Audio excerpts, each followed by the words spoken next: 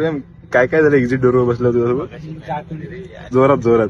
मगाशी मॅडम आली रे आणि मी सीट बेल्ट वरती बसलो, तिथे बसलेलो ना तो अगोदर सीट बेल्ट लावलेला ना, मी लावला ना, मी बांधून ठेवलं, मला पण कसं लावायचं. आणि ती मॅडम आली सांगायला, तिथून दुसरीकडे बसवायला आली एक्झिट डोरला. ती म्हणते उपर का बेल्ट खोलतो, मी आपली गाठ खोलतो. ती पण हसायला लागली. तू बोलवतो आपण हसते